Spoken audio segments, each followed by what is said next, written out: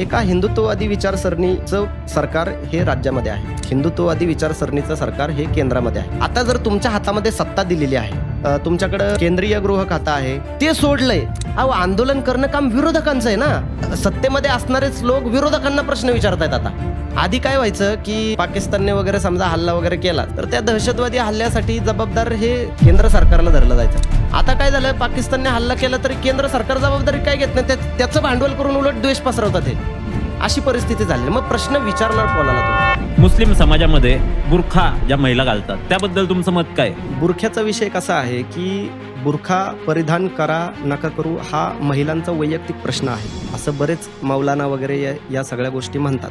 मात्र आपण महिलांना पर्याय खरंच देतो का, हा सगळ्यात मोठा प्रश्न आहे. बरेच जण ओपन प्लॅटफॉर्मवर येऊन असं म्हणतात, पण या गोष्टी मौलाना म्हणा, आलिम म्हणा, मुफ्ती म्हणा, हे मशिदीतल्या बयानांमध्ये, मशिदीतल्या प्रवचनांमध्ये बोलतील का? तर नाही बोलणार त्या गोष्टी. पोशाख स्वातंत्र्य त्या ठिकाणी नाही, ते पोशाख स्वातंत्र्य असलं पाहिजे. मला विचाराल तर मी स्पष्टपणे म्हणतो की मला बुरखा हे गुलामीचं प्रतीक वाटतं आणि मी त्या विधानावर पहिल्यापासूनच ठाम आहे.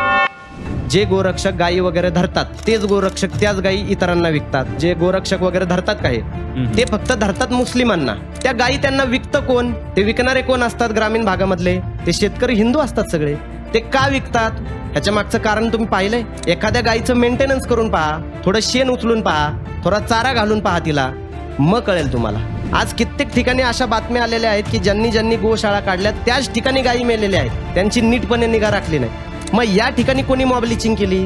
कोणाला मारण्यात आला आतापर्यंत? नाही मारण्यात आलं. मग या सगळ्या गोष्टींचा देखील सारासारपणे जो आहे तो शांत पद्धतीने विचार केला पाहिजे असं मला वाटतं.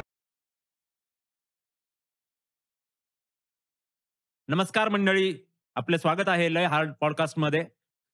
सर्वात प्रथम मी तुमचे सर्वांचे आभार मानतो. आपला परिवार आज 3000 जणांचा झालाय, याचा खूप आनंद आम्हाला आहे. तुमच्यामुळे आम्ही हे यशस्वीपणे गाठू शकलो. त्याचप्रमाणे आज आपल्यासाठी आपल्याकडे पाहुणे आलेत शिवशाहू फुले आंबेडकर यांच्या विचारांचे वैचारिक वारसदार आणि त्यांचे विचार तळागाळापर्यंत पोहोचवण्याचं काम मोठ्या धडाडीने करणारे, तसेच नेहमी वादात असणारे पैगंबर शेख. वादात का असता? मी वादात नसतो, मी वाद सोडवतो म्हणून वादात असतो. काय आहे, महाराष्ट्रामध्ये म्हणा किंवा इतर वेगवेगळ्या ठिकाणी ज्या ठिकाणी हिंदू मुस्लिम तणाव महामानवांच्या नावाने निर्माण केला जातो किंवा गैरसमजातून निर्माण केला जातो, राजकीय उद्देशाने जो आहे तो हिंदू मुस्लिम तणाव निर्माण केला जातो. तो जो तणाव आहे तो आपल्या विचार मांडल्याने सुटतो. बऱ्याच ठिकाणी जे आहेत लोकांचे जे मेंदूचे जे धागे आहेत ते मोकळे होतात आणि या गोष्टी बऱ्याच जणांना आवडत नाहीत आणि त्याच्यामुळे ते वाद निर्माण करतात. आणि ज्यांना ते विचार पटतात, ज्यांचे वाद सुटतात, त्यांना ते वादातीत वाटत नाही, त्यांना त्या गोष्टी चांगल्या वाटतात. असं आहे ते. हे वाद महापुरुष वाटून घेतल्यामुळे झालेत असं वाटतंय का? महापुरुष राजकारण्यांनी वाटलेले आहेत. महापुरुषांनी स्वतःहून कधी कुठल्याही जाती आणि धर्मामध्ये स्वतःला वाटलेलं नाहीये. कारण की ज्या महान विभूतींनी आजपर्यंत जी कामं केलेली आहेत, ती सगळी कामं ही मानवजातीसाठी केलेली आहेत. मग आपण छत्रपती शिवाजी महाराज आहेत, शाहू महाराज आहेत, महात्मा फुले आहेत, डॉक्टर बाबासाहेब आंबेडकर आहेत किंवा आपली एकूणच संत विचारधारा आहेत.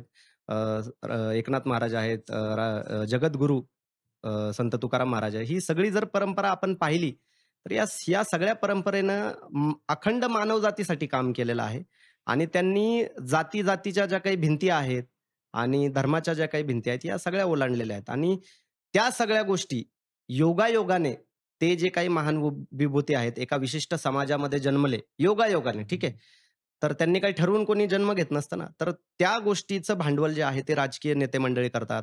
मग त्यांची जातीय प्रतीकं जी आहेत ती उभी करतात आणि जातींमध्ये आणि धर्मांमध्ये जे आहेत ते संघर्ष निर्माण करतात. हे राजकारण्यांची काम आहेत.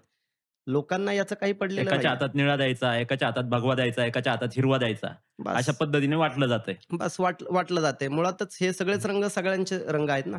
बरोबर. तर हे सगळे रंग सगळ्यांचे आहेत हे सांगण्याचं काम जे आहे ते आपण करत असतो. आणि ही कुठलाही रंग जो आहे त्या कुठल्याही रंगाची कोणाचा मालकी हक्क विशिष्ट नाहीये. आपण स्वतः भगव्या रंगाचा जो आहे तो जरी पटका जो बांधून आहे तो किल्ल्यांवर वगैरे जातो. मग रंग जो आहे तो कोणाचा विशेष धर्मीयांचा, विशेष एखाद्या विचारधारेचाही नाहीये.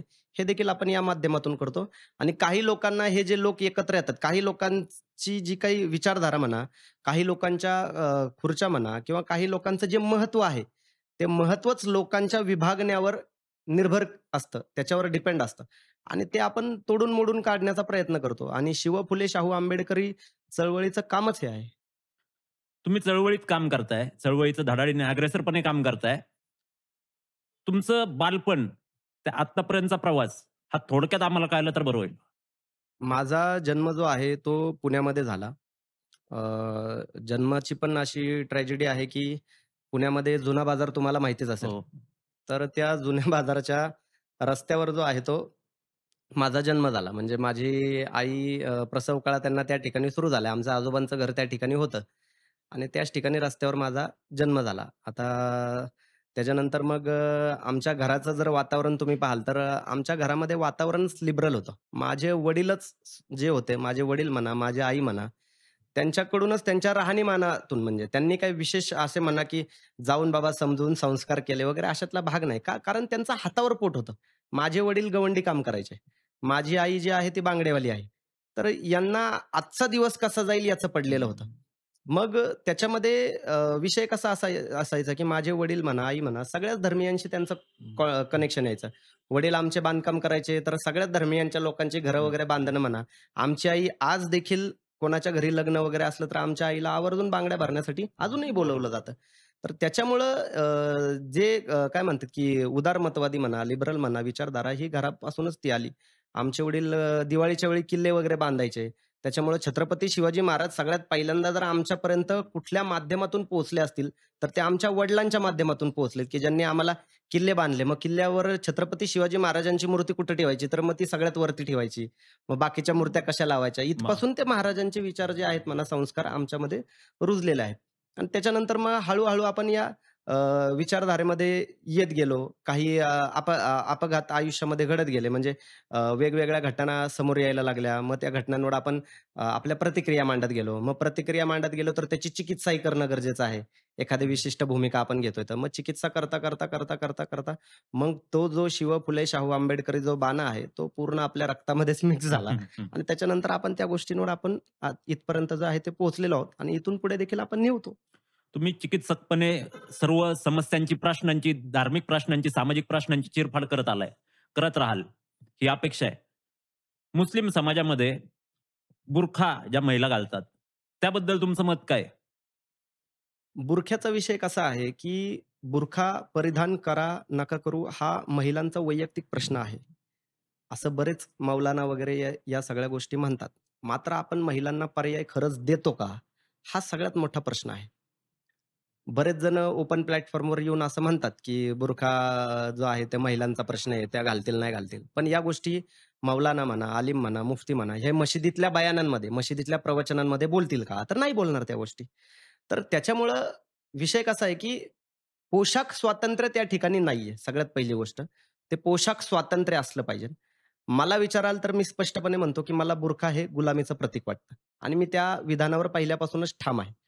माझ्या स्वतःच्या बायकोचा देखील बुरखा जो आहे तो मी बंद केला आणि आज घडीला परिस्थिती अशी आहे, की ज्यावेळी पहिल्यांदा बायकोचा बुरखा बंद केला होता, तो बंद वैचारिक अनुषंगाने आपण केलेला आहे.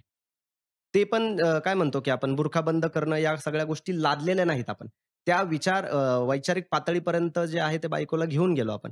आता माझं लग्न होऊन साधारण 10 वर्ष आता होतील या मे महिन्यामध्ये. पण माझी बायको साधारण एक 7 वर्ष म्हणा बुरख्यामध्ये असायची 7 वर्ष आणि त्याच्यानंतर 2 वर्षापासून साधारण माझ्या बायकोचा बुरखा बंद आहे आणि आता हिजाब देखील बंद झालेला आहे. पण ज्यावेळी पहिल्यांदा बुरखा बंद केला होता, की अफगाणिस्तानमध्ये एका महिलेला बुरखा परिधान केला नाही म्हणून गोळी मारण्यात आली होती. त्यावेळी मग मी माझ्या बायकोला सांगितलं, की "बाबा आपण या घटनेचा निषेध म्हणून हं. वैयक्तिक पातळीवर जो आहे तो बुरखा परिधान करणं आपण बंद केलं पाहिजे." आणि त्याच्यानंतर बायकोने देखील त्या गोष्टीला पॉझिटिव्ह असा जो आहे सकारात्मक रिस्पॉन्स दिला आणि तिने देखील बुरखा बंद केला. त्याच्यानंतर घडलं असं, की कसं असतं, की वडिलोपार्जित म्हणा किंवा घरापासून म्हणा, ज्या गोष्टी आपण पहिल्यापासून ज्या गोष्टी करतो आणि त्याच्यापेक्षा वेगळं काहीतरी करायला आपण जातो. त्यावेळी होतं काय, की आपल्याला पण अनकम्फर्टेबल वाटतं डायरेक्टली. मग पहिल्यांदा ज्यावेळी बायकोला मी सांगितलं, की 10-15 दिवसांनी विचारलं, "आता तुला कसं वाटतंय बुवा बुरखा बंद केलाय तर?" ती म्हणाली, "मला काही विशेष असं वाटत नाही." मग त्याच्यानंतर पुण्यामध्ये आम्ही एका हॉटेलमध्ये गेलो. मग तिथे एका हॉटेलमध्ये मदिना हॉटेलमध्ये आम्ही बसलो होतो. मग हं. तिथे आम्ही अ, माझी बायको फक्त एकटीच विना बुरख्याची होती आणि इतर सगळ्या महिला बुरख्यामध्ये होत्या. बुरख्यामध्ये. मग मी माझ्या बायकोला विचारलं, की "तुला आता कसं वाटतंय?" तर ते हं, म्हणले, की "तुम्हाला जसं वाटतं तसंच हं. मला वाटतं." म्हणजे बुरखा हे गुलामीचं प्रतीक प्रतीक. वाटतं. तर या पातळीपर्यंत नेण्यासाठीची जी काय म्हणतात, की एक प्रवास असतो तो. तो प्रवास आपल्याला समाजामध्ये करावा लागतो. बुरख्याचं राजकारण देखील केलं जातं. आत्ताच्या घडीला आपण पाहाल, की शाळेत बुरखा काय आहे, परीक्षेला बुरखा घालून यायला नाही पाहिजे. ते नितेश हं, राणेंसारखे व्यक्ती हं. वगैरे त्या गोष्टी करतात. तेही चुकीचं आहे. कारण की त्यांचा उद्देश समाजामध्ये सुधारणा आणणं हा नाहीये. त्यांचा उद्देश या विषयावरून हिंदू धर्मीयांमध्ये काहीतरी रोष निर्माण करायचा, द्वेष निर्माण करायचा हा त्यांचा उद्देश आहे. त्यांचा उद्देश मुस्लिमांमध्ये सुधारणा करणे हा बिलकुल उद्देश नाही. नितेश राणेंपेक्षाही जास्त प्रखरपणे बुरख्याच्या विषयावर आम्ही बोलतो आणि तुम्ही पाहिलंही असेल, की कित्येक महिलांचे बुरखे, मुलींचे बुरखे आमच्यामुळे बंद झालेले आहेत आणि हे आमचं यश आहे. दादा, बुरखा तुम्ही बंद केला. ज्यावेळेस सावित्रीमाई शाळेत मुलींना शिकवायला जायच्या, तर त्यावेळेस शेण फेकलं जायचं. ज्याप्रमाणे तुम्ही घरूनच बुरखा बंद करायची सुरुवात केली, समाजातून किती विरोध झाला? कसं आहे, की सावित्रीबाई फुलेंवर ते शेण, चिखल वगैरे त्या गोष्टी फेकल्या. त्यावेळेसही जसे अ, जे आद्य क्रांतीवीर लहुजी वस्ताद हं, साळवे, हं. ते त्यांच्या पाठीशी जसे उभे हं, होते त्या हं. काळामध्ये, तसे आपल्याही पाठीशी शिव, फुले, शाहू, आंबेडकरी विचारधारेच्या अख्ख्या महाराष्ट्रातून जनता आपल्या मागे आहे. त्यामुळे विरोध होतो. विरोध नाही होत असतलं नाही, पण तो शाब्दिक विरोध आहे. एवढ्या सगळ्या गोष्टी होऊन सुद्धा मुस्लिमांच्या कार्यक्रमांमध्ये वेगवेगळ्या कितीतरी सार्वजनिक कार्यक्रमांमध्ये म्हणा, मी माझ्या बायकोला विदाऊट बुरखा घेऊन जातो. आपणही पाहता त्या गोष्टी, की काय आहे, काय नाही. त्याचे फोटो Facebookवर टाकतो आपण. कितीतरी महिलांचे त्या ठिकाणी जे आहेत ते प्रतिक्रिया येतात, की हं. कितीतरी मुस्लिम मित्र आहेत, पण ते त्यांच्या बायकांचे म्हणा, असे फोटोज वगैरे म्हणा, ते टाकत नाहीत किंवा काहीतरी स्माइली टाकतील, बदाम टाकतील तोंडाच्या तिथे, हं, असे हं, काहीतरी हं. उपद्व्याप ते करतात. हं, पण तुम्ही तशा गोष्टी करत नाही. हं. मग झालं काय, की या गोष्टी केल्यामुळं आज कितीतरी माझ्याच मित्र यादीमधले मित्रमंडळी आहेत, जे मुस्लिम आहेत. त्यांनी त्यांच्या बायकोंसोबतचे फोटो वगैरे टाकणं म्हणा, त्या सगळ्या गोष्टी सुरू केलेल्या आहेत. काही जणांचे बुरखा वगैरे जे आहेत ते बंद केलेले आहेत. आपल्याला समाजामध्ये जर बदल घडवायचा आहे, तर या पद्धतीच्या विरोधाला आपल्याला सामोरं जाण्याची तयारी असलीच पाहिजे. कारण की कुणी तुम्हाला घरी येऊन म्हणालं नाही ना, की या गोष्टी करा बुवा म्हणून. ते आपण स्वतःहून स्वेच्छेने करतो. तर त्याच्यामध्ये जे काही गोष्टी होतील त्या स्वीकारणं देखील गरजेचं आहे. मात्र या सगळ्या गोष्टी त्यांच्याकडून का होतात?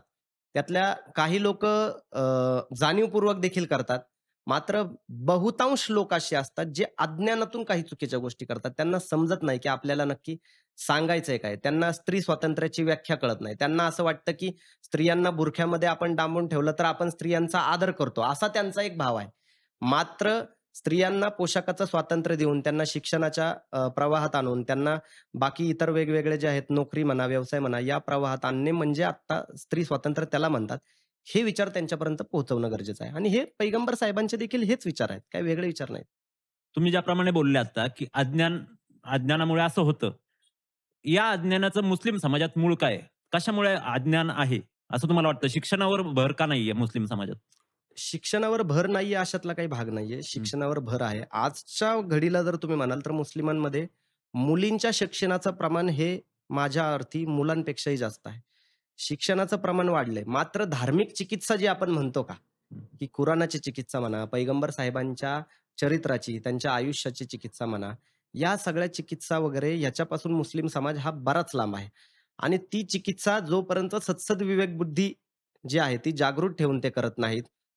त्याच्याकडे पाहण्याचा, त्या इतिहासाकडे पाहण्याचा, पैगंबर साहेबांच्या एकूण कार्याकडे हं. पाहण्याचा दृष्टिकोन जोपर्यंत बदलत नाही, तोपर्यंत आपण जे काही म्हणतो, की ते अज्ञानी, त्या अज्ञानी स्वरूपामध्येच राहणार. तुम्ही जे काही शिक्षण घेताय, भारतामध्ये शिक्षण जे काही आपण घेतो, ते आपण पैसे कमवण्यासाठी म्हणजे नाही का नोकरी हो. मिळेल बाबा, काहीतरी आपण स्वतःच्या अर्थार्जनासाठी. पायावर अर्थार्जनासाठी जे आहे ते आपण हं, शिक्षण घेतो. मात्र त्याच्यातून सदसद विवेक बुद्धी जागृत होईलच हं, याची काही शाश्वती नसते. उलट त्या डिग्र्या घेतलेल्या लोक जे असतात त्यांच्यात जर कोणी धर्मांध निर्माण झाला तर त्यांच्या धर्मांधतेला डिग्री सर्टिफिकेट उलट लागतं.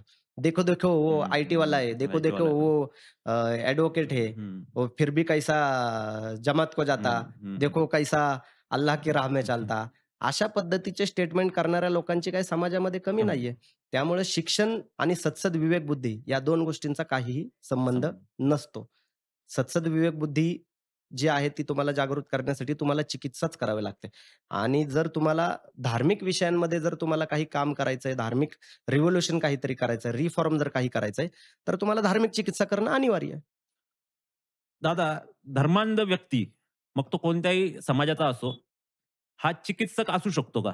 किंवा त्या सत्सद विवेक बुद्धीने काम घेतो का?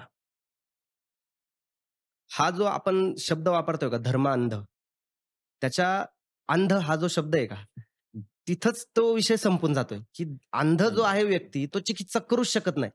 त्याची बुद्धी जी आहे ती धर्मांध झालेली आहे.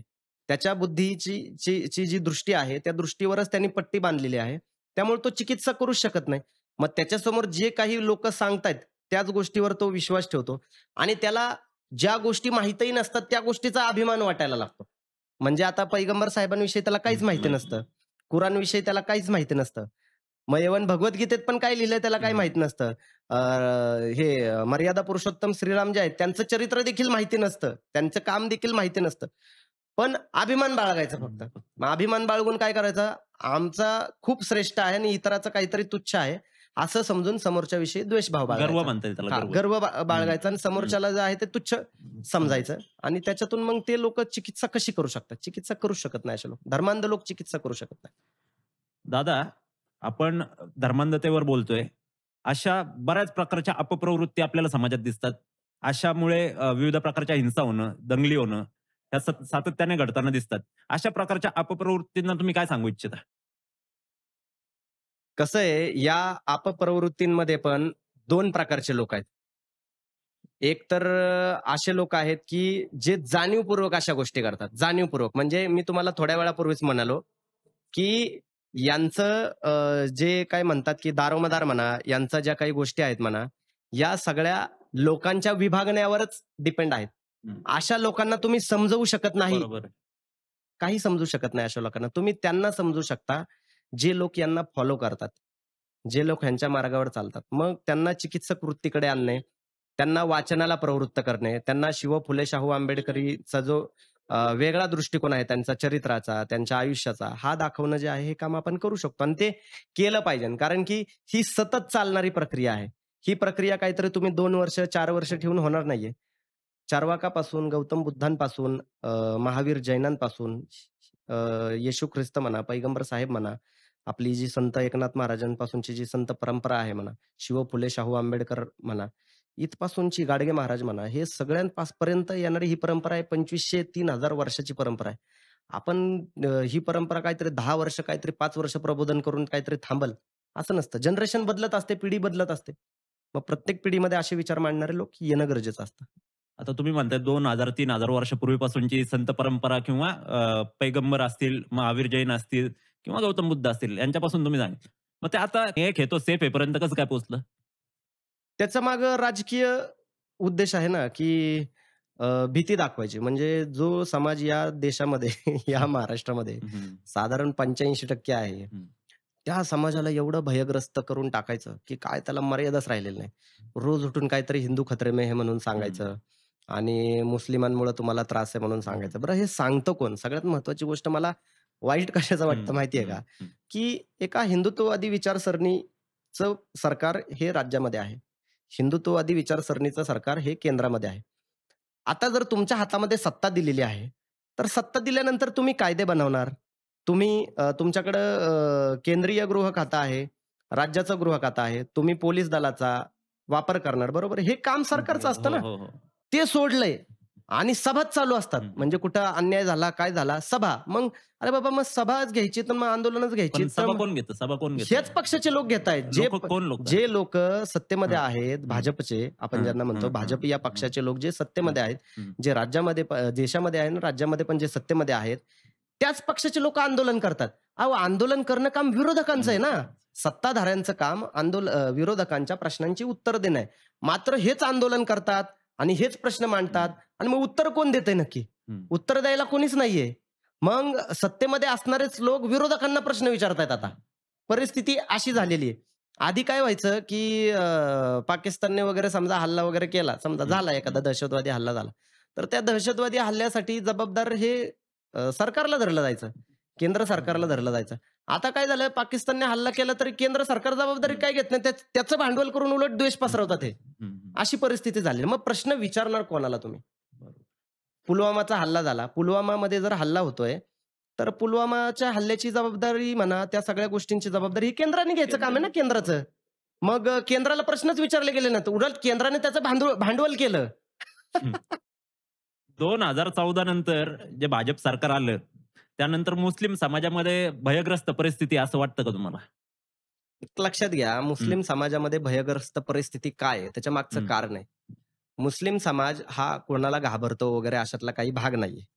विषय काय आहे, की मुस्लिम समाजाला दंगली नको असतात. एक लक्षात घ्या. त्यांना दंगलींचं भय का वाटतं? कारण दंगलींमध्ये नुकसान होतं. त्याच्यामुळे ते काही लोक काय करतात, की जाणीवपूर्वक दंगली काहीतरी निर्माण कराव्या, वाद निर्माण काहीतरी व्हाव्या, अशा पद्धतीची परिस्थिती जी आहे ते निर्माण करतात. बरं, हे निर्माण करणारे फक्त हिंदुत्ववादी आहेत का? हा देखील गैरसमज आहे. असे काही धर्मांध लोक हे मुसलमानांमध्ये पण आहेत. पण होतं काय, की जवाहरलाल नेहरू म्हणतात बघा, की अल्पसंख्याकांची जी धर्मांधता असते, ती आत्मघातकी असते आणि बहुसंख्याकांची धर्मांधता जी आहे ती राष्ट्रघातकी असते. का? कारण बहुसंख्या आहेत ना ते. त्यांच्या एकूण गोष्टीचा प्रभाव तो संपूर्ण देशावर पडणार आहे. आज मुस्लिम समाजाच्या धर्मांधतेचा म्हणा, सगळ्या गोष्टीचा त्रास हा मुस्लिम समाजाला मोठ्या प्रमाणामध्ये आहे ना.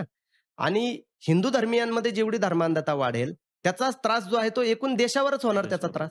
आणि हीच परिस्थिती आत्ताच्या घडीला जर तुम्ही पाहताय, की वेगवेगळ्या ठिकाणी हिंदू धर्मीयांना सतत धोक्यामध्ये आहात काहीतरी, अशा पद्धतीची काहीतरी जी आहे ती वातावरण निर्मिती करत जे आहे, या सगळ्या गोष्टींमध्ये ठेवायचं. आणि त्या सगळ्या गोष्टींमुळे मुस्लिम समाज देखील इनसिक्युअर मोडवर जातो.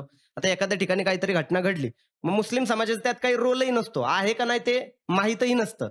मग जाणीवपूर्वक मीडिया ट्रायल घेतली जाते. मग एखादा आरोपी मुस्लिम दाखवला जातो, बांगलादेशी काहीतरी सांगितलं जातं, तो आहे का नाही माहितही नसतं. बांगलादेशमध्ये त्याचा बाप आहे म्हणतो आणि त्याचा बाप म्हणतो की हा माझा मुलगाच नाहीये. अशी परिस्थिती निर्माण होते. आता सैफ अली खानच्या प्रकरणामध्ये तेच झाले ना, की मग झालं. मग नक्की प्रकार हा अशा पद्धतीने जर होतोय, तर नक्की सत्य काय? सत्य समोर येत नाही. आणि सतत हिंदी माध्यमांमध्ये तर तुम्ही आता पाहाल, आता त्याचा गुण जो आहे तो मराठीला पण लागलेला आहे, की 10 बातम्यांमधल्या 6 बातम्या ह्या मुस्लिम विरोधी असतात. मुसलमानों ने किया ये, मुसलमानों ने किया वो, ऐसा हुआ, वैसा हुआ. आणि इथं नितेश राणे जे आहेत ते आयती फोडणी महाराष्ट्रामध्ये द्यायला तयार आहेत.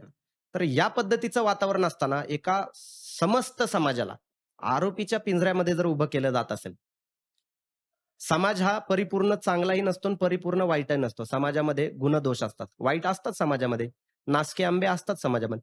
पण त्या नासक्या आंब्यांचं प्रमोशन एवढ्या मोठ्या प्रमाणामध्ये केलं जातं की हाच समाज आहे बुवा. मग असं कुठं सांगितलं जात नाही. कुंभमेळ्यामध्ये आता 25,000 पेक्षा जास्त भाविकांची मुस्लिमांनी मदत केली. मशिदी उघड्या केल्या त्यांच्यासाठी. मशिदीमध्ये राहू दिलं त्यांना. त्यांच्या जेवणाची, खाण्याची, त्याच्यानंतर त्यांना चादरी वगैरे वगैरे ह्या सगळ्या गोष्टी दिल्या. मुस्लिमांनी घरं जी आहेत ते घरांमध्ये राहण्यासाठी जागा दिल्या. या मोठ्या प्रमाणामध्ये सांगितल्या जात नाहीत गोष्टी. त्यांचं राक्षसीकरण केलं जातंय.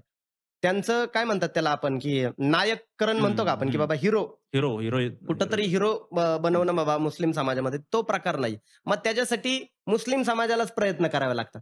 आता आपण पण एवढ्या मोठ्या प्रमाणामध्ये सामाजिक कार्यामध्ये आहोत. किती मीडियावाले आपली दखल घेतात? नाही घेत. बुरख्याच्या विषयांमध्ये सुद्धा कितीतरी विषय झाले. ते मध्ये बुरख्याचं आंदोलन चालू होतं कर्नाटकमध्ये. त्यावेळेस मी म्हणलं माझा विरोध आहे या विषयांना. नाही बोलवत मीडियावाले. का बोलवत नाही? जसं तुम्ही म्हणाला, की वाद मिटवण्याचं काम करतो ना आपण. वादग्रस्त असतो तर बोलवलं असतं. बरोबर.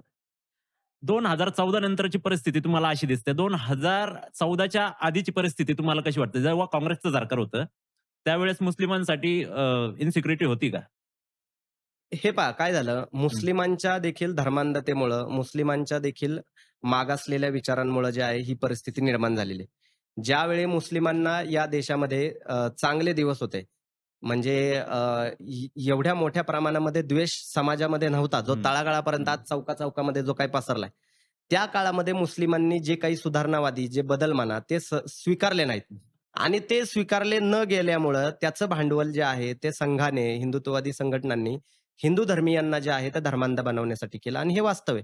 आपण शहाबानो प्रकरण घेऊया, राजीव गांधी यांच्या काळामध्ये जे काही झालं, पोटगीचा विषय घेऊया, ट्रिपल तलाकचा विषय घेऊया. हे सगळे जे काही विषय होते, या सगळ्या विषयांचा जो प्रभाव आहे, त्याच्याशी हिंदू धर्मीयांचा काही संबंध खरं तर हं. नव्हता. मात्र तो प्रभाव जो आहे, तो हिंदू धर्मीयांवर पाडून हिंदू धर्मीयांना धर्मांध बनवण्याच्या प्रयत्नांमध्ये जे आहे, ते हिंदुत्ववादी यशस्वी झाले. म्हणजे विषय कसा आहे याच्यामध्ये, आता आपल्या तिथं 2 सोसायट्या आहेत, ठीक आहे. आता एखाद्या सोसायटीमध्ये ड्रेनेज तुंबलेला आहे, ठीक आहे. तर आपण काय करतो साधारण क्षेत्रीय कार्यालयात फोन करतो आणि म्हणतो, की आमच्या तिथे ड्रेनेज तुंबलेला आहे, तो ड्रेनेज स्वच्छ करा. हिंदुत्ववादी काय करतात, की तिथं ड्रेनेज तुंबलाय ना, तर तो थोडासा वाहतोय ना, आपल्या सोसायटीचं पण ड्रेनेज तुंबवा आणि हं. त्यांचा एका सोसायटीमध्ये ड्रेनेजचं पाणी जातंय ना, आपलं 2-4 सोसायट्यांमध्ये जाऊ द्या आणि अख्खी घाण होऊ द्या. असा प्रकार हिंदुत्ववाद्यांचा आहे. म्हणजे मुसलमान धर्मांध आहेत ना, तुम्ही पण धर्मांध व्हा. डबल-टिबल धर्मांध व्हा. हं, अरे हं. बाबा त्याचा वास त्यांना येतोय, त्याचा त्रास त्यांना होतोय. ते बघ ना आधी. ते नाही बघणार हे. मग या गोष्टी थांबवण्यासाठी केलं काय पाहिजे? मुस्लिमांमधून अनेक सुधारणावादी विचारांचे जे लोक आहेत, त्यांना पुढे आणलं पाहिजे. आज बुरख्यावर मी बोललो, बरोबर? मी बोलल्यानंतर आपण जे काही विचारांची जी काही संघर्ष केला, विचार जे पद्धतीने मांडले, त्याच्यानंतर काही महिलांचे बुरखे बंद झाले. बरं आपण ही भूमिका on media, on camera, mainstream मीडियावर देखील मांडली. असं नाही की काही लपून-छपून काहीतरी चाललंय बुवा, असंही काही नाहीये. ऑन सोशल मीडिया आहे, ऑन मेनस्ट्रीम मीडिया आहे. 25-30 महिलांचे बुरखे बंद झाले. नितेश राणेंनी बोलल्यानंतर महिलांचे बुरखे बंद होणार नाहीत. ज्या महिला बुरखे घालत नव्हत्या त्याही महिलांना बुरखे ओके. घातले जातील. हा फरक असतो सर. बरोबर. मग तुम्हाला समाजामध्ये सुधारणा पाहिजे का समाजाला आणखीन कट्टर बनवायचंय, धर्मांध बनवायचंय, त्याचा विचार करणं खूप जास्त गरजेचं आहे. तुम्ही सुधारणावादी विचार सतत तुमच्या सोशल मीडियाच्या माध्यमातून, मीडियाच्या माध्यमातून आणि वेगवेगळ्या माध्यमातून मांडत असता. हं. धमक्यांचे फोन येतात का? येतात की मग. येतात धमक्यांचे फोन येत असतात हं. आणि धमक्यांचे फोन का येऊ नये? कारण की ते जे धमक्या देतात ते अज्ञानी आहेत ना, त्यांना काही माहिती नाहीये. आता मला बरेच जण म्हणाले, की तुम्ही पैगंबर साहेबांचा अवमान वगैरे केला. हं. अशा पद्धतीनं काही ठिकाणी पोलीस तक्रार दाखल झाली होती माझ्या विरोधात. पैगंबर साहेबांचा अवमान केला. म्हणलं काय अवमान केला म्हणलं पैगंबर साहेबांचा? मग माझे लेख मी पाठवले त्यांना पैगंबर साहेबांवर लिहिलेले. म्हणलं मी पैगंबर साहेबांच्या जीवनपटच सांगत असतो म्हणलं बऱ्याच ठिकाणी. म्हणलं पैगंबर साहेबांचा अवमान कोणी केला? ज्यांनी पैगंबर साहेबांचं नाव घेऊन तलाक, तलाक, तलाक म्हणून महिलांना तलाक दिले, त्यांना धमक्यांचे फोन करत नाही तुम्ही? जे मौलाना पैगंबर साहेबांचं नाव घेऊन इतक्या वर्षापासून मुस्लिम समाजाला अज्ञानात ठेवतात, त्यांना धमक्यांचे फोन नाही करत तुम्ही. आणि मी पैगंबर साहेबांनी केलेली सामाजिक क्रांती सांगतोय आणि ती सामाजिक क्रांती आपल्याला पुढे न्यायची आहे. पैगंबर साहेबांच्याच पावलावर पाऊल ठेवून, नाविन्य स्वीकारून, ज्या गोष्टी 1400 वर्षापूर्वीच्या कालबाह्य आहेत या काळामध्ये, त्या नाकारून नाविन्य स्वीकारा. हाच पैगंबर साहेबांचा विचार आहे. पैगंबर साहेबांनी 1400 वर्षापूर्वी अरबमध्ये काय केलं? ज्या तत्कालीन रूढी परंपरा होत्या, त्या रूढी परंपरांना त्यांनी बाजूला सारत नवीन समाजरचना जी आहे ती निर्माण केली आणि त्याच पावलावर पाऊल ठेवून आपण नाविन्य जो आहे तो आणण्याचा, रिफॉर्म करण्याचा जो आहे तो प्रयत्न करतोय आणि ह्याच्यामध्ये धमक्या वगैरे येतात. येतात तर मग आपण पण देतो धमक्या. एवढा काही विषय नाही मोठा. दादा, तुम्ही जसं म्हटलंय, की बाबा एक नाविन्य स्वीकारलं पैगंबर साहेबांनी 1400 वर्षापूर्वी. आजच्या जगात जर आपण पाहायला गेलो, तर बरेच मुस्लिम देश, दुबई असेल, कुवेत असेल, कतार असेल, त्यांनी पण आता नाविन्य स्वीकारलं. भारत का नाही स्वीकारत? भारतीय मुस्लिम का नाही स्वीकारत? काय झालेलं आहे माहिती का? पहा आता फरक बघा आता तुम्हाला मी परत हं. तेच सांगतो, की भारत आणि इतर जे राष्ट्र आहेत आखाती देश, ह्यांच्यामध्ये फरक काय आहे, की तिथले जे राष्ट्र आहेत ते मुस्लिम बहुल राष्ट्र आहेत. त्यांच्यामध्ये टीका करणारे तेच आहेत आणि स्वीकारणारेही तेच आहेत. हं, इथं झालंय काय भारतामध्ये, टीका करणारे मॅक्सिमम संघाचे लोक आहेत. हं. ज्यांना मुस्लिमांमध्ये सुधारणा घडवायची अजिबात नाहीये. त्यांना द्वेष करायचा आणि द्वेषावर आधारित सरकार फक्त मिळवायचं त्यांना. त्याच्या पलीकडे त्यांचा काही उद्देश नाहीये. मग अशा ठिकाणी, ज्या ठिकाणी एखाद्या अल्पसंख्याक समाजाच्या बाबतीमध्ये अशा पद्धतीने वागणूक ज्यांना मिळते, तो समाज सुधारणेचा विचारच करू शकत नाही. हा सगळ्यात मोठा प्रॉब्लेम आहे. हा, ज्यावेळेस सुवर्ण काळ म्हणतो आपण, चांगला काळ ज्यावेळी होता, त्यावेळेस तर त्यांनी स्वीकारलंच नाही.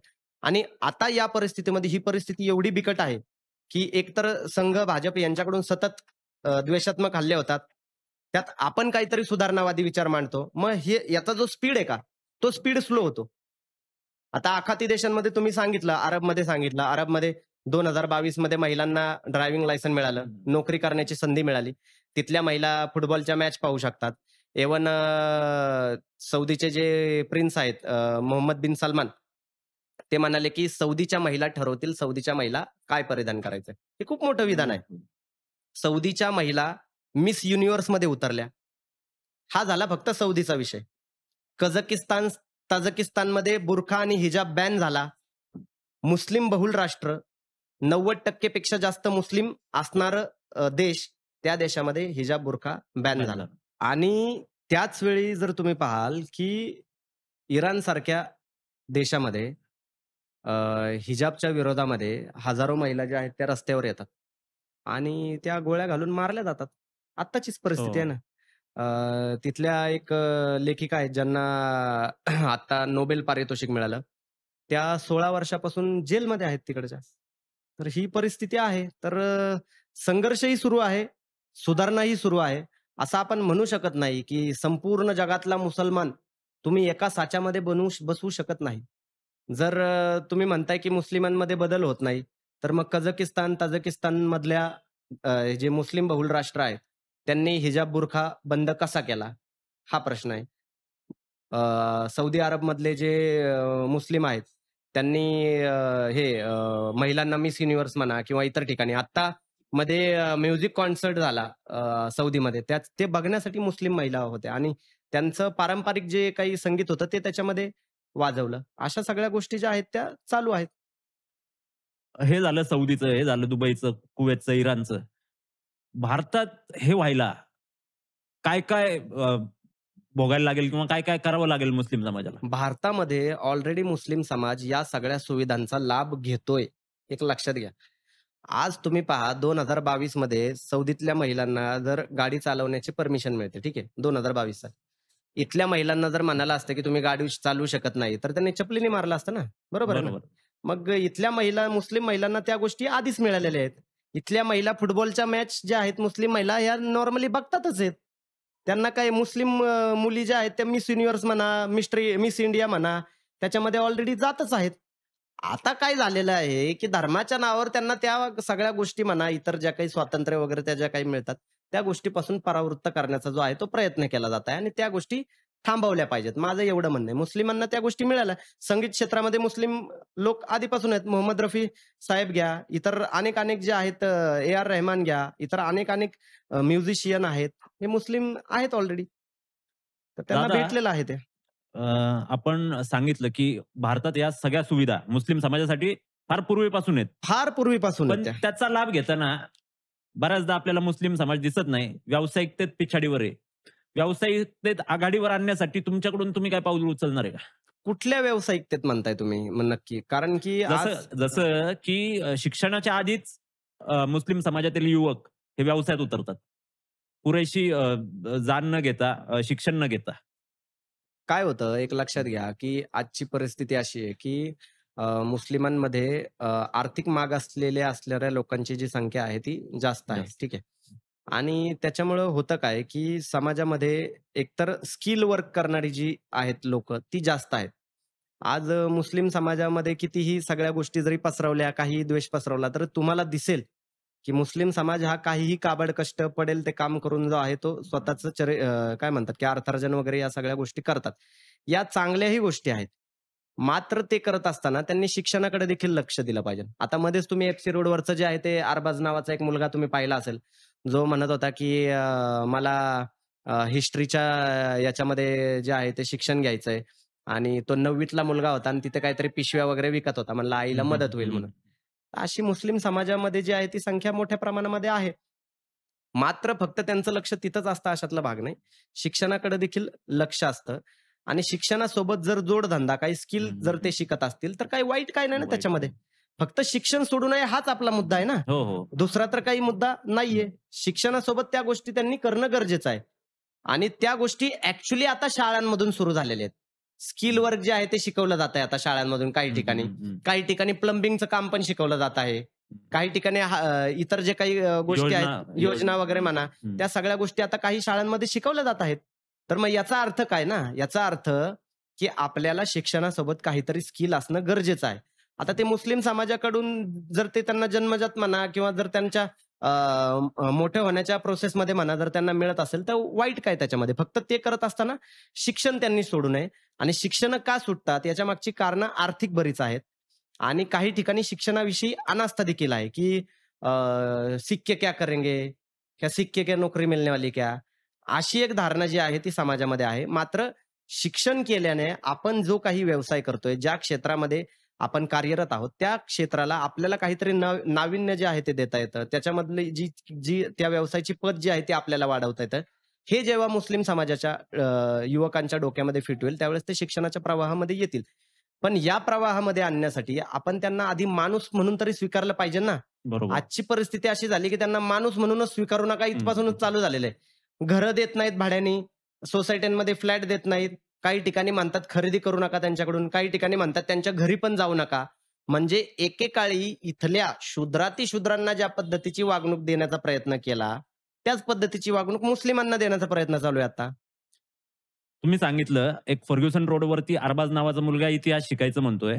इतिहासात जर गेलो आपण, तर तुम्हाला छत्रपती शिवाजी महाराज हे फक्त हिंदूंचे राजे आहेत असं वाटतं का? नाही, अजिबात नाही. छत्रपती शिवाजी महाराजांनी ते कधी हिंदूंचे राजे आहेत असं कधी म्हणाले नाहीत ना. आणि त्यांचा जी राजमुद्रा आहे, त्या राजमुद्रेवरच विश्ववंदिता असं लिहिलेलं आहे हं, ना. असं हिंदू वंदिता हं, असं काही लिहिलेलं हं, नाही ना, हं, हं. की असं राज्य निर्माण करेल, की विश्व जे आहे, विश्व त्याला वंदन करेल अशा पद्धतीचं राज्य जे आहे ते मी निर्माण करेल. अशा पद्धतीची छत्रपती शिवाजी महाराजांची राजमुद्रा आहे. छत्रपती शिवाजी महाराजांसारखं जे व्यक्तिमत्व आहे, ते कधीही एका धर्माच्या चौकटीमध्ये कधीच बांधून ठेवलं जाऊ नये. कारण की छत्रपती शिवाजी महाराजांनी जो त्यांच्या आयुष्यामध्ये संघर्ष केला, तो निजामशाही, कुतुबशाही, आदिलशाही, पोर्तुगीज, डच, ब्रिटिश यांच्यासोबत तर त्यांनी केलाच. पण सोबतच मोरे असतील जावळीचे, घोरपडे असतील आणि इतर जे काही मंत्रिमंडळातले पण काही लोक असतील, या सगळ्यांशी देखील त्यांचा संघर्ष झालेला आहे ना. मग मिर्झा राजे जयसिंग घ्या तुम्ही. सिंहगडवर जो औरंगजेबाने पाठवला उदयभान राठोड घ्या तुम्ही. औरंगजेबाच्या दरबारात छत्रपती शिवाजी महाराजांच्या पुढे असणारा जसवंत सिंह घ्या तुम्ही. हे सगळे हिंदू धर्मीयच होते ना मग.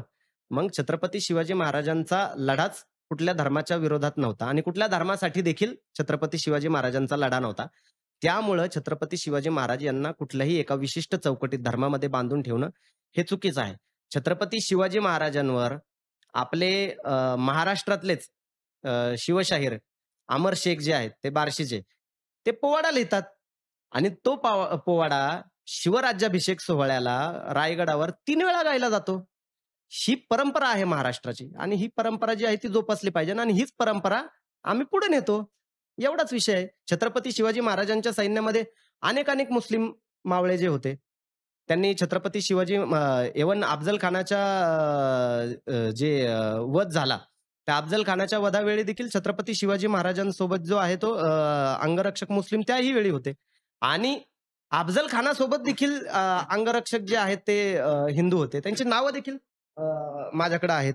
अफझल खानाचा ज्यावेळी छत्रपती शिवाजी महाराज वध करायला गेले होते, त्यावेळी अफझल खानासोबत अ, जे सॉरी छत्रपती शिवाजी महाराजांसोबत जे अंगरक्षक होते, त्यांची नावं ऐका. येसाजी कंक, संभाजी कावजी, जिवाजी महाला, सिद्दी इब्राहिम, कोंडाजी कंक, कान्हाजी इंगळे, विसाजी मुरुमकर, सुराजी काटके, कृष्णाजी गायकवाड हे छत्रपती शिवाजी महाराजांबरोबर होते. आता अफझल खानाबरोबर कोण होते? सय्यद बंडा, अब्दुल सय्यद, पिलाजी मोहिते, रहीम खान, मंबाजी भोसले, शंकराजी मोहिते. आता हा जर धर्माचा विषय असता, तर मग दोन्हीकडं एकाच समाजाची इकडे आणि एका समाजाची तिकडं असते. अफझल खानाचा वकीलच स्वतः कृष्णा कुलकर्णी होता. आपण ह्या सगळ्या गोष्टी पाहिलेल्या आहेत आणि त्याच कृष्णा कुलकर्णीने छत्रपती शिवाजी महाराजांवर जो आहे तो वार केला. ज्यावेळेस महाराजांनी अफझल खानाचा कोथळा बाहेर काढला आणि त्याच्यानंतर सय्यद बंडाने जो आहे महाराजांवर हल्ला करण्याचा प्रयत्न केला. मग शिवाजी महाराजांनी सय्यद बंडाचा हात धडावेगळा केला. त्यानंतर कृष्णा कुलकर्णीने छत्रपती शिवाजी महाराजांच्या कपाळावर घाव केला आणि त्यानंतर महाराजांनी कृष्णा कुलकर्णीचं जे शिर आहे ते धडावेगळं केलं. हा इतिहास आहे. आणि हा इतिहास इथपर्यंतच येऊन थांबत नाही. हाच इतिहास पन्हाळ्याचा जो सिद्धी जोहरने जो काही लावलेला वेढा होता, तो फोडण्यापर्यंत हा इतिहास जातो. त्या इतिहासामध्ये पण जर तुम्ही जाल, की ज्यावेळी छत्रपती शिवाजी महाराज पन्हाळ्याला अडकले होते, त्याचा सगळ्यात पहिला विषय हा, की त्या पन्हाळ्याच्या वेढ्यामधून सोडवण्यासाठी सिद्दी हिलाल आणि सिद्दी वाहवा हे सगळ्यात पहिल्यांदा तिथं गेले होते. ह्या पिता-पुत्रांनी आपली आहुती दिलेली आहे छत्रपती शिवाजी महाराजांसाठी. त्याच्यानंतर ज्यावेळी तो वेढा सुटतच नाही हे लक्षात आलं, मग छत्रपती शिवाजी महाराजांच्या सैन्यांपैकी एक शिवा काशीद जे होते, ते म्हणाले ते महाराजांसारखे दिसत होते. मग तिथं छत्रपती शिवाजी महाराजांनी जो आहे तो गनिमी कावाचा जो आहे तो वापर केला. शिवा काशीद जो आहे ते त्यांना नका जाऊ म्हणत होते छत्रपती शिवाजी महाराज. तर शिवा काशीद काय म्हणाले, की "बाबा मावळा म्हणून जो आहे तो कायम जगण्यापेक्षा मी एक दिवस शिवाजी म्हणून मरेल." अशा पद्धतीनं ते म्हणाले. आणि शिवा काशीद जे आहेत ते त्या ठिकाणी गेले. मग शिवा काशीद जे आहे ते छत्रपती शिवाजी महाराज नाहीत आणि इतरच कोणीतरी तोता या व्यक्ती आहे हे ओळखलं कशावरून? हे ओळखलंच त्याच्यावरून, की त्यावेळेस जे आहे त्यांच्या महाराजांच्या कपाळावर जी आहे ती तलवारीच्या वाराची खून होती आणि ती शिवा काशीद यांच्या कपाळावर नव्हती. त्याच्यामुळे ओळखलं आणि त्यानंतर शिवा काशीद जो आहे यांचा खून करण्यात आला त्या ठिकाणी. हा इतिहास आहे पूर्ण. ह्या इतिहासाला तुम्ही नाकारू कसं शकता? छत्रपती शिवाजी महाराज हे असं व्यक्तिमत्व आहे, जे महाराष्ट्र नव्हे, भारत नव्हे, जगभरामध्ये सर्व जाती आणि धर्माचे लोक जे त्यांचा अभ्यास करतात, ते त्यांना फॉलो करतात. त्यांना फॉलो करण्यासाठी कोणाला सांगायची गरज पडत नाही, की हे या धर्माचे होते बाबा, तू कसा फॉलो करतो? असं सांगण्याची गरज नाही. त्यांना त्यांच्या बाबतीत आकर्षण डायरेक्ट निर्माण होतं. त्यांना कळतं, की छत्रपती शिवाजी महाराज हे किती महान विभूती आहेत, रणधुरंधर आहेत, राजकारणी आहेत, स्त्रियांचा आदर करणारे आहेत, मर्यादा पुरुषोत्तम आहेत. हे सगळ्यांना आपोआप कळतं छत्रपती शिवाजी महाराजांचा अभ्यास केल्यानंतर. तरी पण काही राज्यकर्त्यांकडून छत्रपती शिवाजी महाराजांना एका चौकटीत अडकवण्याचा प्रयत्न केला जातोय असं वाटतं का तुम्हाला? सगळ्या चौकटी मोडून काढल्या आम्ही आता. आता कुठल्या चौकटी ठेवणार ते? अजून किती चौकटी आणा. आम्ही छत्रपती शिवाजी महाराजांचे 52 कशी मावळे आहोत आणि त्या पुढच्या जेवढ्या चौकटी येतील त्या सगळ्या मोडून काढण्यास पण तत्पर आहोत. दादा तुम्ही खूप चांगल्या प्रकारे शिवविचार जनतेपर्यंत किंवा सर्वसामान्यांपर्यंत पोहोचवण्याचं काम करत आलाय आणि करताय आणि करत राहाल. असं वाटतं का, की बाबा सर्वांनी एकत्रित येऊन, सर्व समाज बांधवांनी एकत्रित येऊन कोणत्याही झेंड्याचा विचार न करता राष्ट्राला पुढे नेलं पाहिजे? त्यासाठी युवकांकडून काय प्रयत्न झाले पाहिजेत असं तुम्हाला वाटतंय? मला असं वाटतं, की हं. जो तुम्ही मुद्दा मांडताय का, हा मुद्दा कुठल्याही अस्मितेशी निगडीत नाहीये. हा मुद्दा पोटाशी निगडीत आहे आता, जो तुम्ही मांडताय. हं. पण त्यांना त्या मुद्द्यावर येऊ द्यायचं नाही, म्हणून मग मध्ये राम आणायचा, मध्ये मग छत्रपती शिवाजी महाराज आणायचे. वेगवेगळ्या जाती-जातींमध्ये तणाव निर्माण करायचे. हे त्याच्यामुळं आणलं जातं, कारण तुम्ही त्या गोष्टीकडं लक्ष देऊ नये. मग तुम्ही लक्ष देत नाहीत, मग इन बिटवीन काय होतं? इन बिटवीन अब्जावधी कोटींचे घोटाळे होतात. इथं 5-5 हजाराच्या हॉस्पिटलच्या बिलासाठी लोक तरसतात. आणि हजारो करोडो कोटींचे इथं गैरव्यवहार होतात. आणि त्या गोष्टीकडे तुम्ही लक्ष देऊ नये म्हणून तुम्हाला अस्मितेच्या जे आहे ते चक्रामध्ये अडकवलं जातं. मला असं वाटतं, की अस्मितेचा सांस्कृतिक जो लढा आहे तो चालूच राहणार आहे. तो युगानुयुगे चालू आहे. मात्र आपली जी भौतिक प्रगती आहे, या भौतिक प्रगतीला तुम्ही जेवढं टॅक्स भरताय, त्या टॅक्सच्या अनुकूल तुम्हाला सुविधा वगैरे मिळत नाहीत. याच्यावर देखील ज्यावेळेस आपण बोलायला तयार होऊ, बोलायला तत्पर राहू, निरपेक्ष भावनेने. कारण हा विषय कुठल्याही समाजाशी, कुठल्याही धर्माशी निगडीत नाही. हा विषय एक नागरिक आणि देश याच्याशी निगडीत आहे. तर ही भावना ज्यावेळी निर्माण होईल युवकांमध्ये, मला असं वाटतं, की त्यावेळेस आपण एकत्र येऊन वेगवेगळ्या मुद्द्यांवर काम करू शकू. दादा तुम्हाला सामाजिक कार्याबरोबरच राजकारणाची पण आवड असल्याचं बऱ्याच वेळा पाहायला मिळाले. आता तुम्ही संभाजी ब्रिगेड सारख्या संस्थेत काम करताय, संघटनेत काम करताय. पुढे जाऊन राजकीय मानस काही आहे का? काहीच नाही माझा राजकीय उद्देश. कारण काय होतं माहितीये का, राजकारणामध्ये गेल्यावर तुम्हाला भूमिका घेता येत नाही. मी कुठल्या पक्षाच्या नेत्याच्या अनुषंगाने भूमिका घेऊ शकत नाही. जे सुधारणावादी विचार आपण मांडतोय, मुस्लिमांच्या बाबतीमध्ये आपण जे काही उपक्रम राबवतोय, आर्थिक कुर्बानी शिक्षणासाठी असेल, बकरी हो. ईदच्या वेळेस आपण जे आर्थिक राबवतो, कुर्बानी. त्यानंतर आपण बुरख्याच्या बाबतीमध्ये बुरख्याचा जो काही उघडपणे आपण विरोध करतो. या सगळ्या गोष्टी तुम्ही राजकीय पक्षांमध्ये राहून नाही करू शकत ना. हे सगळे सामाजिक मुद्दे आहेत. त्यामुळं माझा राजकीय उद्देश कुठल्याच पद्धतीचा काहीच नाहीये. ना मला कुठल्या पदाची काही अभिलाषा आहे. राजकारणामध्येही नाही आणि संघटनेमध्येही नाही. मी फक्त शिव फुले शाहू आंबेडकरी चळवळीतला सामान्य ते सामान्य कार्यकर्ता आहे आणि राहू इच्छितो. 4 पावलं मागं असलो तरी काही हरकत नाही. जर पुढे कोणी नेतृत्व करणारा असेल, मागही राहू शकतो. काही प्रॉब्लेम नाही. मला कुठल्याच गोष्टीची काही अपेक्षा नाही. दादा तुम्ही आता आर्थिक कुर्बानी बोलले. हे खूप चांगल्या प्रकारचा एक सामाजिक उपक्रम तुम्ही राबवत आलाय आणि पुढे तो अजून मोठा व्हावा अशा आमच्या सदिच्छा कायम राहतील. आर्थिक कुर्बानीविषयी काहीतरी तुम्ही आमच्या प्रेक्षकांना सांगा. आर्थिक कुर्बानी हा असा विषय आहे, की मुस्लिम समाजामध्ये जर तुम्ही पाहिलत, की बकरी ईदच्या वेळी जे आहे ते बोकड कापणे वगैरे ह्या ज्या काही बोकडाची कुर्बानी देणे ह्या परंपरा आहेत. तर त्या परंपरेला अनुरूप आपण प्रतिकात्मक कुर्बानी आहे ती, या पद्धतीचा विचार आपण मांडला आणि त्याच्यातून आपण आर्थिक कुर्बानी शिक्षणासाठीची सुरुवात केली. लोक ज्या पैशाने बोकड खरेदी करतात, त्याच पैशाने आपण शैक्षणिक साहित्य खरेदी करतो. त्याच पैशाने आपण वेगवेगळ्या मुलांचे, विद्यार्थ्यांचे जे आहेत ते फी वगैरे म्हणा, अभ्यासिकेचे जे फी वगैरे आहेत म्हणा, या सगळ्या गोष्टी आपण देतो. आणि गेले 11 वर्ष झाले हा उपक्रम आपला सलग सुरू आहे. आत्तापर्यंत यालाच पॅरलल आणखीन एक उपक्रम आपला जकात शिक्षणासाठी देखील सुरू आहे. दोन्ही उपक्रमांच्या माध्यमातून आपण साधारण 5,000 पेक्षा जास्त विद्यार्थ्यांना आतापर्यंत अरे मदत वाह! केलेली आहे. हं. 50 लाखापेक्षा जास्त निधी उभा केलेला आहे आणि एका रुपयाचा हिशोब पण दिलेला आहे. जे तुम्ही पण पाहिलेलं आहे. तर या सगळ्या गोष्टी आपण केलेल्या आहेत आणि पुढेही या गोष्टी होतील. याच्यामध्ये देखील मुस्लिम समाज देखील हळू मोठ्या प्रमाणामध्ये याच्यामध्ये सामील होतोय. तर याही गोष्टी होत आहेत. दादा खूप चांगला उपक्रम तुम्ही राबवताय त्याच्याबद्दल आमच्या शुभेच्छाच आहेत. जे तुम्ही म्हटले, की आर्थिक कुर्बानी तुम्ही करताय.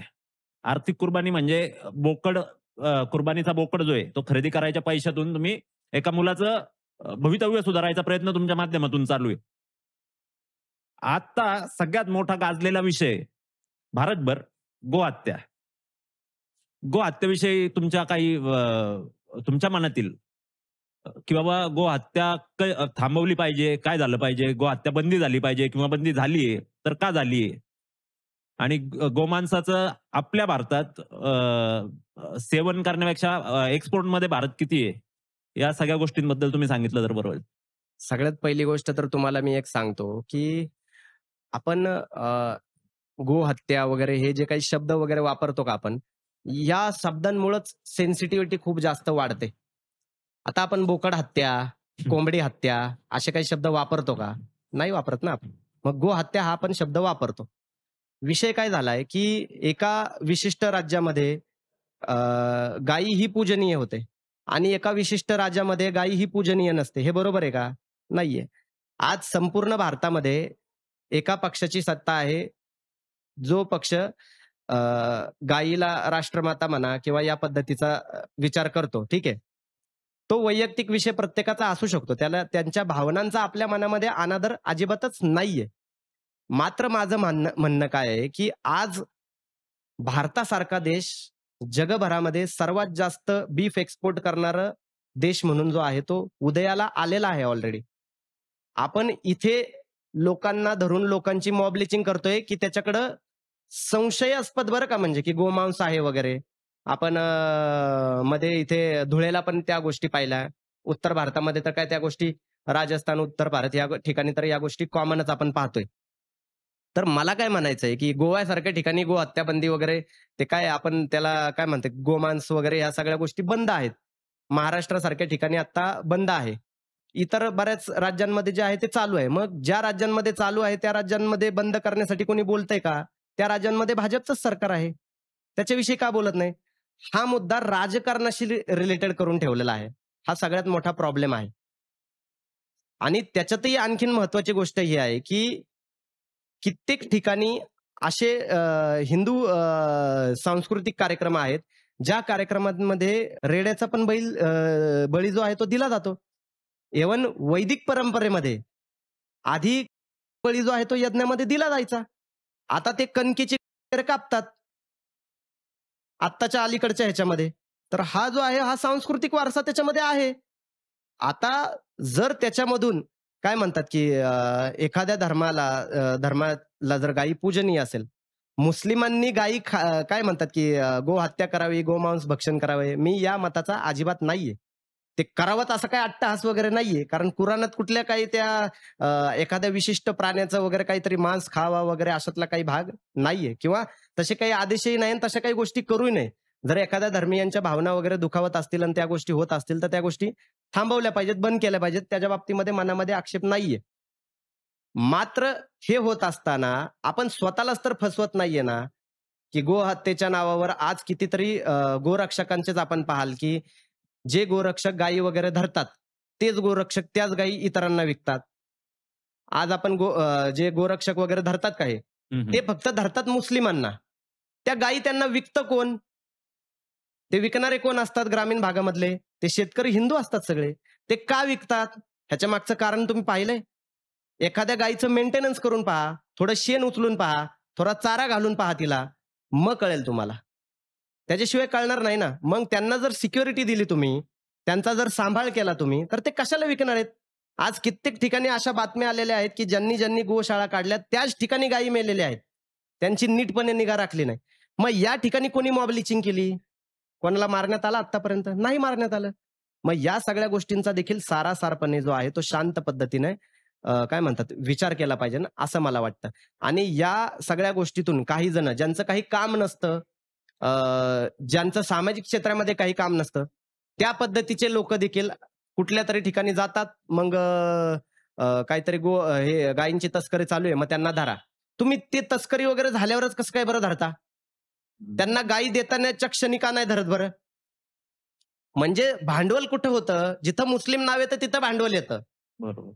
मग जे विकणारे जे असतात तिथं भांडवल होत नाही. मग तिथं धरत नाही. त्यांना कन्व्हिन्स करा ना तुम्ही. हा विषय आणि हा प्रशासनाची पण निगडीत विषय आहे, की प्रशासन या सगळ्या गोष्टींवर व्यवस्थित पद्धतीने काम करत नाही. त्याच्यामुळे देखील हा प्रॉब्लेम होतो. थोडक्यात या गोष्टींचं भांडवल बरं केलं. अजून हं, अजून एक ह्याच्यामध्ये हं. आता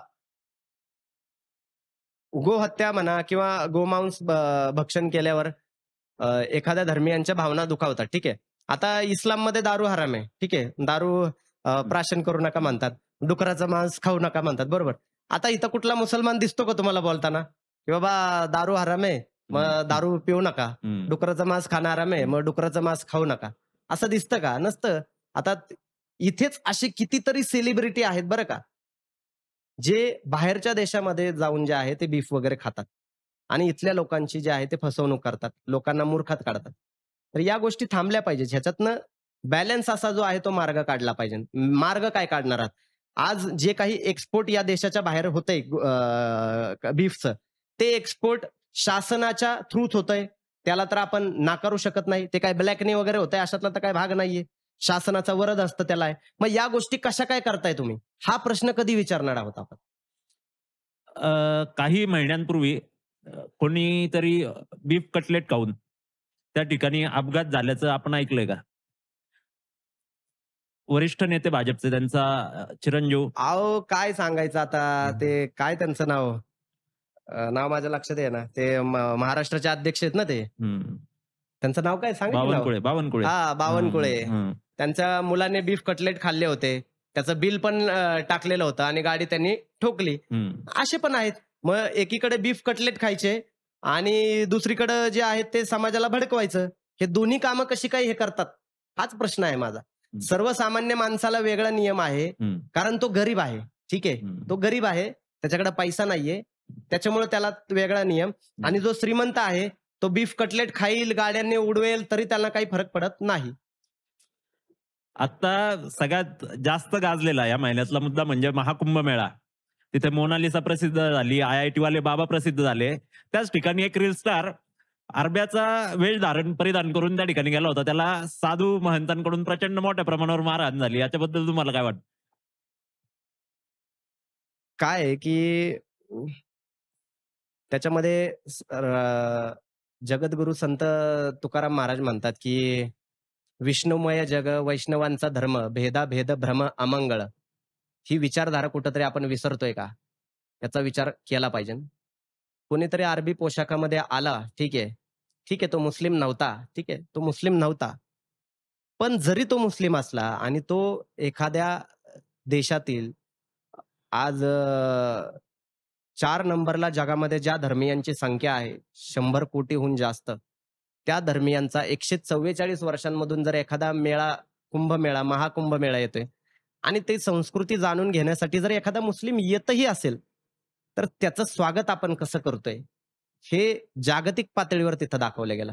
पण त्या ठिकाणी हे पण मुस्लिम समाजाला पण लागू होतं. ज्यावेळेस मक्का मदिनामध्ये आपण जातो, तर त्यावेळेस इतर धर्मियांना तिथे येणं निषिद्ध आहे.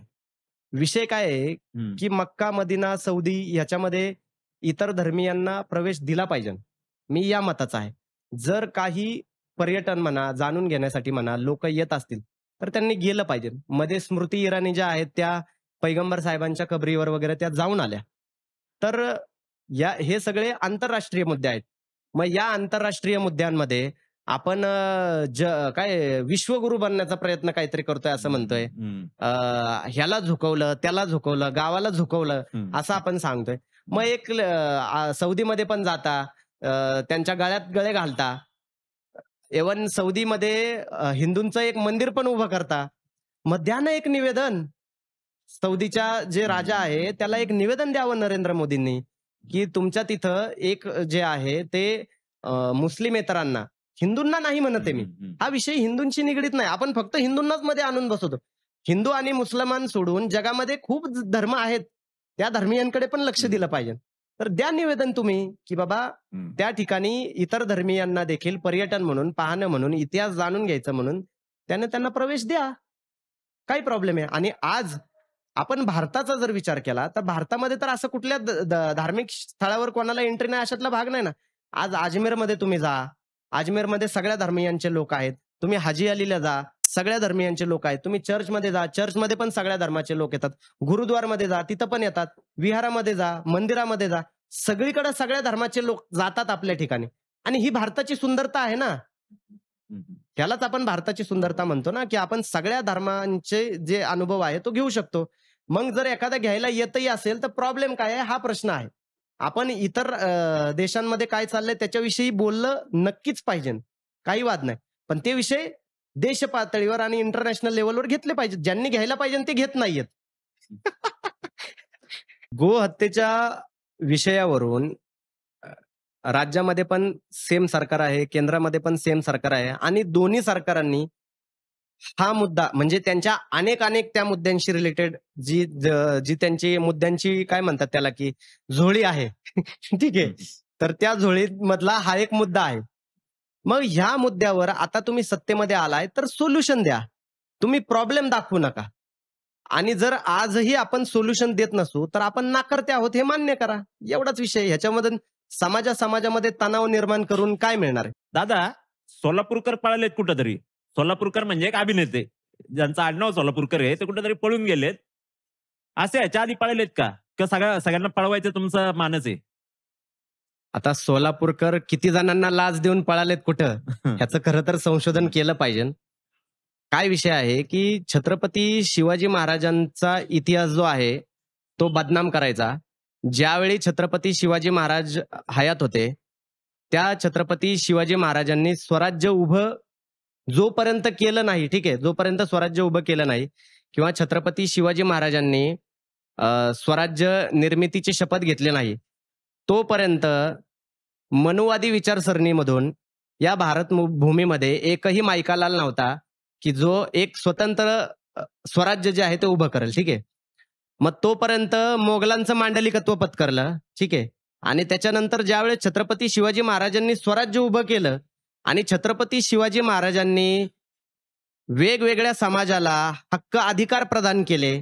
ज्या समाजाला हातही लावू नका, शिवूही नका अशा पद्धतीनं सांगत होते. त्या समाजाला छत्रपती शिवाजी महाराजांनी पालखीचा मान दिला. चांगल्या पदावर जे आहे ते सैन्यामध्ये छत्रपती शिवाजी महाराजांनी घेतलं. हे ज्यांना रुचलं नाही आणि छत्रपती शिवाजी महाराजांच्या पश्चात छत्रपती संभाजी महाराजांनाही ज्यांनी त्रास दिला, त्यातल्या काहींना छत्रपती संभाजी महाराजांनी हत्तीच्या पायाखाली दिलं. मात्र तोच राग मनात ठेवून जो आहे, तो छत्रपती शिवाजी महाराजांची देखील जे आहे ते इतिहास जो आहे तो बदनाम केला. त्यांच्या इतिहासाला काकतालीय योग जे आहे ते म्हणण्यात आलं. कावळा बसायला आणि फांदी तुटायला.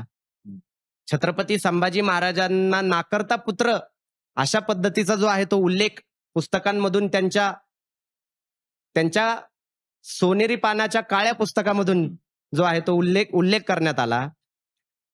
तीच जी वंश परंपरा आहे ती पुढे नेण्याचं जे काम आहे ते सोलापूरकर करतायत. 2017 साली राज ठाकरे देखील त्यांच्या एका एबीपी माझाच्या मुलाखतीमध्ये म्हणाले होते, की संभाजीराजे छत्रपती शिवाजी महाराजांशी भांडून मोगलांना जाऊन मिळाले. असं वक्तव्य राज ठाकरे यांनी केलं होतं.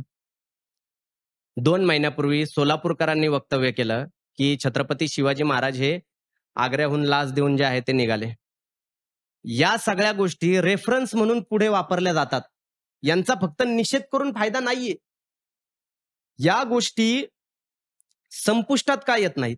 म्हणजे आता मध्येच काही दिवसांपूर्वी उत्तेकर जे होते, त्यांनी त्यांचा ट्रेलर आणला आणि त्या ट्रेलरमध्ये स्वराज्याचे दुसरे छत्रपती संभाजी महाराज आणि महाराणी येसूबाई यांना नाचताना त्यांनी दाखवलं.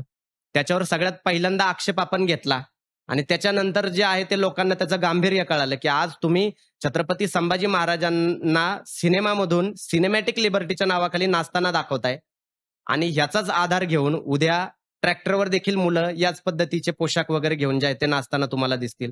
तर तुम्हाला नक्की काय पद्धतीचे छत्रपती संभाजी महाराजांनी महाराणी येसुराणी दाखवायच्यात? त्याच्यानंतर तो एक वणवा मोठ्या प्रमाणामध्ये पेटला आणि उत्तेकर म्हणाले, की मी ते कट करतोय. बरं कट करताय ना तुम्ही, ट्रेलर डिलीट केलाय तुम्ही अजून YouTubeवरून? नाही केलेला ट्रेलर डिलीट, ट्रेलर तसाच आहे. त्यानंतर आता सोलापूरकरांची 2 महिन्यापूर्वी मुलाखत झाली. त्याच्यामध्ये छत्रपती शिवाजी महाराजांच्या बुद्धिचातुर्याला त्यांनी नाकारलं, कार्यकर्तृत्वाला त्यांनी नाकारलं. एवढा मोठा काय म्हणतात, की अभिमानाने सांगावा असा इतिहास आहे पुरंदरच्या तहापासून आग्र्यापर्यंतचा छत्रपती शिवाजी महाराजांचा प्रवास. त्या ठिकाणी जीवही छत्रपती शिवाजी महाराजांचा गेला असता. मात्र त्या ठिकाणी काय म्हणतात, की यमालाही छत्रपती शिवाजी महाराजांनी तुरी देऊन जे आहे ते राजगडपर्यंतचा प्रवास केला. राजगडपर्यंतचा प्रवास केल्यानंतर मग छत्रपती शिवाजी महाराजांनी रायगड सारख्या किल्ल्याची निर्मिती केली. स्वतःचा राज्याभिषेक केला. रायरेश्वर किल्ल्यावर स्वराज्य स्थापनेची जी शपथ घेतली होती, ती शपथ रायगड किल्ल्यावर शिवराज्याभिषेक करून जी आहे ती पूर्ण झाली. हा दैदिप्यमान इतिहास सांगताना अभिमान बाळगला पाहिजे. तर सोलापूरकरांसारखे हरामखोरजी लोक आहेत ते अशा पद्धतीनं सांगतात. त्याच्यानंतर त्याच्यावर भडका उडाल्यानंतर माफीही मागतात. त्यांचे वंशज पण 6 वेळा माफी मागत होते आणि हे पण माफी मागतात. तर हे जे माफी मागितल्यानंतर देखील त्यांचा व्हिडिओ, त्यांचा इंटरव्ह्यू YouTubeवरून डिलीट झाला का? नाही झाला. मग अजून 20 वर्षाने 30 वर्षाने कुणीतरी राज ठाकरेची मुलाखत काढतं. अजून 20 वर्षाने 30 वर्षाने कुणीतरी सोलापूरकरची मुलाखत काढतं आणि या मुलाखतीचे रेफरन्स त्यावेळी दिले जातात. मग हे काय इतिहासकार आहेत? हे इतिहास अभ्यासक आहेत? यांना इतिहासातलं काय माहिती आहे का? नाही माहिती. मग हे रेफरन्स 30 वर्षांनी दिले जातात. मग 30 वर्षांनी परत तेच आम्ही करत बसायचं, की सोलापूरकरने त्यावेळी माफी मागितली होती. राज ठाकरेच्या विरोधामध्ये वेगवेगळ्या ठिकाणी पुतळे जाळले होते. त्यांचा निषेध करण्यात आला होता. मग हे जे काही गोष्टी आपण रेफरन्स म्हणून ठेवतोय डिजिटल मीडियामध्ये इतर ठिकाणी, ह्या काढून का टाकल्या जात नाही? हा माझा सगळ्यात मोठा प्रश्न आहे.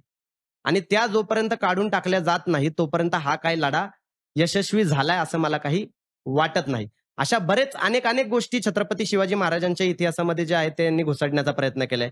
किल्ल्यावरती काही ठिकाणी हे अतिक्रमण वगैरे सांगतात. अनेक किल्ले आहेत. तुम्ही प्रतापगड जावा. प्रतापगडाच्या ठिकाणी पहा तुम्ही. सज्जनगड पहा तुम्ही. सिंहगड तर पिठलं भाकर दही केंद्र झालेलं आहे. वाईट वाटतं सांगताना, मात्र हे सत्य परिस्थिती आहे. तर ह्याच्यातून छत्रपती शिवाजी महाराजांचा दैदिप्यमान इतिहासाचा जो आहे तो विसर लोकांना पडतोय. या गोष्टी ज्या आहेत या थांबवल्या पाहिजेत. याच्यावर काम हे लोक करत नाहीत. रायगड सारख्या ठिकाणी छत्रपती शिवाजी महाराजांच्या समाधीच्या बाजूलाच एका काल्पनिक कुत्र्याचा पुतळा उभा केलाय. छत्रपती शिवाजी महाराजांचं देहांत झाल्यानंतर राणी पुतळाबाई जे आहेत त्यांनी सती गेल्या होत्या. त्यांनी सती गेल्यानंतर त्यांची समाधी कुठे बांधली आणि तो कुत्र्याचा जो पुतळा आहे तो नक्की कुठे आहे याचा विचार शिवप्रेमी करतील का नाही हा माझा प्रश्न आहे. आणि हे सांस्कृतिक लढे जोपर्यंत या गोष्टी बंद होणार नाहीत तोपर्यंत थांबणार नाही आणि कोणी थांबू देखील नाही. छत्रपती शिवाजी महाराजांचा इतिहास ज्या वेळी विकृत केला जाईल, छत्रपती शिवाजी महाराजांचा मावळा हा लेखणी, वाणी, नानीने आणि मनगटाने सुद्धा रणात उतरायला कायम तयार राहणार आहे. दादा, आज आपण खूप विविध विषयांवर चर्चा केली. तुम्ही खरंच सुधारणावादी पद्धतीच्या विचारांनी पुढे चालला आहात. मुस्लिम समाजाला तुमच्यासारख्या युवकांची, तरुणांची गरज आहे. जे विविध माध्यमातून, विविध उपक्रमातून जसं की तुमचं शिक्षण जकात आता तुम्ही सांगितलं. परत तुम्ही कुर्बानीचा जो विषय आहे, तो एक छान उपक्रम करताय. तर अशा पद्धतीचे उपक्रम सतत राबवत राहा. इतर धर्मियांची तुम्हाला मदत मिळेल. इतर समाजातील मिळतेच ना, लोकांची मिळतेच. मिळते आणि मिळतेच मिळत ना. राहील. अशा प्रकारच्या इच्छा, सदिच्छा आमच्या माध्यमातून आम्ही तुम्हाला देतो. आणि आज आपल्याला पैगंबर दादा इथे लाभले, यासाठी मी त्यांचे खूप खूप आभार मानतो.